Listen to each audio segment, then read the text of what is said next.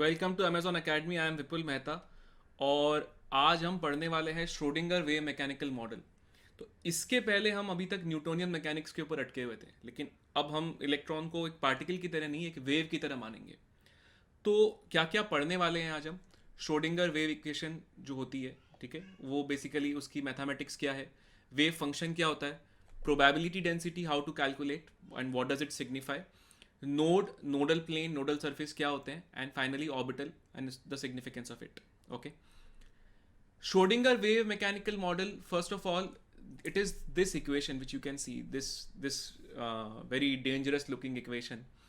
The idea behind this equation is not to get bogged down by the fact that you have to solve this. No, you have to understand what is the idea behind this.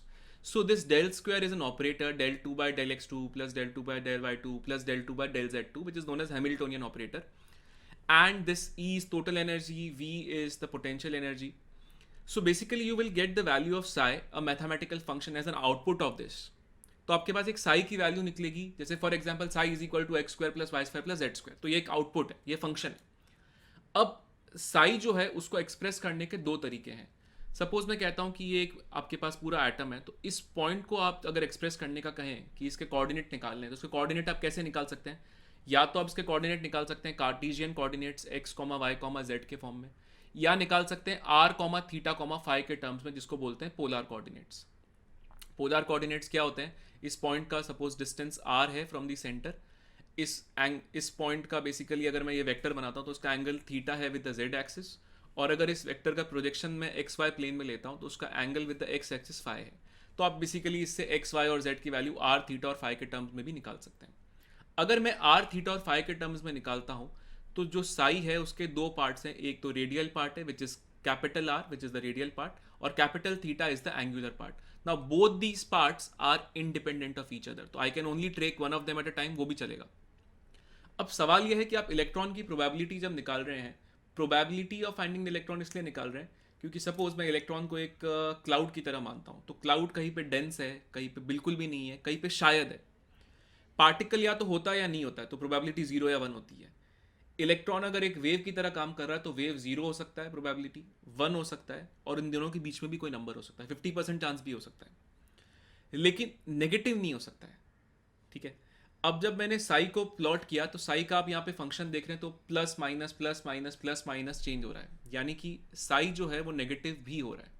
तो अगर वो negative भी हो रहा है तो ये issue वाली बात है, क्योंकि प्रोबेबिलिटी कभी भी नेगेटिव नहीं हो सकती है, इसीलिए साई का कोई फिजिकल सिग्निफिकेंस नहीं होता है। लेकिन मैं थोड़ा सा दिमाग लगा के अगर आपसे पूछता हूँ साई स्क्वायर, तो Sai square will be positive always. So if I plot Sai square, this is how it looks like. So Sai square will have physical significance. अब क्या फिजिकल सिग्निफिकेंस होता है साई स्क्वायर का? सपोज मैं कहता हूँ कि ये व्हाइट कलर का जो मैंने बॉल बनाया है, ये पूरा एक एटम है, तो अगर इसमें एक छोटा सा वॉल्यूम dv है, तो इसमें इलेक्ट्रॉन के मिलने की प्रोबेबिलिटी क्या है? इसमें जो भी इलेक्ट्रॉन के मिलने की प्रोबेबिलिटी है, that is basically psi square, that is probability density, that is probability of finding the electron in a very small volume dv। ये dv निकालना है अगर मुझे, सपोज मैं डिस्टेंस r पे जाता हूँ, तो ये रेडियस अगर r है तो वॉल्यूम क्या होगा, 4/3 पाई r क्यूब, और अगर थोड़ा सा ज़्यादा कर देता हूँ तो 4/3 r plus D R cube. इसको अगर आप माइनस करेंगे तो dv की वैल्यू अप्रॉक्सीमेटली आएगी 4 πr² dr। अगर मैं आपसे पूछता हूँ कि प्रोबेबिलिटी डेंसिटी क्या होती है, तो मैं कह सकता हूँ dp by dv, because it is probability density, so this is a very small probability upon a very small volume. Yes or no? So can I say that if I want to find the total probability, it is nothing but integral dp, so that will be integral psi square dv। तो हम आगे जब radial probability distribution curve करेंगे तो हम basically इसको भी plot करते हैं, बस उसमें साई का सिर्फ रेडियल पार्ट आएगा, तो that will become r square into 4 πr² dr। Okay, so ये सब चीज़ें आई थिंक सबको समझ में आ गई होगी। सवाल ये है कि अगर ये इलेक्ट्रॉन की प्रोबेबिलिटी है, अगर ये इलेक्ट्रॉन नहीं मिल रहा है यहाँ पे, तो probability of the finding electron at a point अगर 0 है तो साई स्क्वायर की वैल्यू 0 होगी।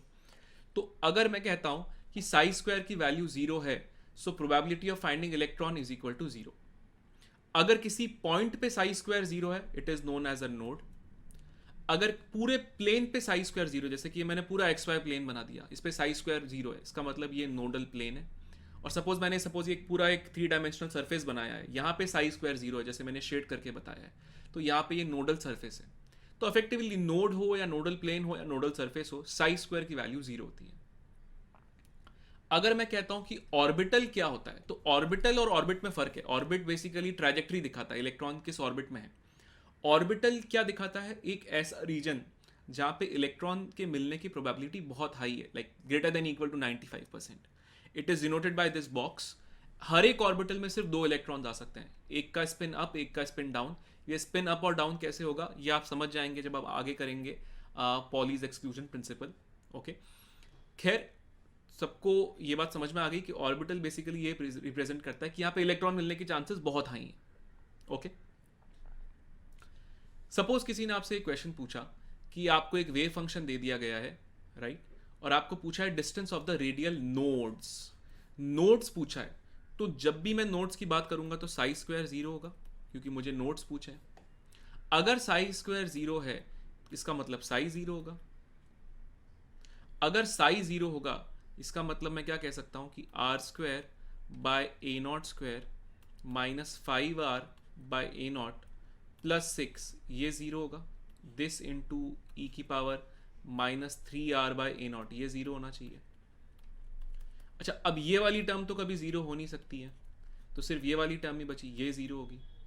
तो अगर सपोज कुछ देर के लिए मैं कहता हूं कि ये टर्म सपोज मान लीजिए आप z है या x मान लीजिए इसको, ठीक है, तो ये x स्क्वायर हो गया, इस टर्म को मैं x बोल रहा हूं। तो ये क्या लिखा हुआ है, x square minus 5x plus 6 is equal to 0। तो इससे क्या आएगा, x minus 3 into x minus 2 is equal to 0। तो इससे आपके पास क्या आएगा, या तो x की वैल्यू आएगी 3 या फिर x की वैल्यू आएगी 2।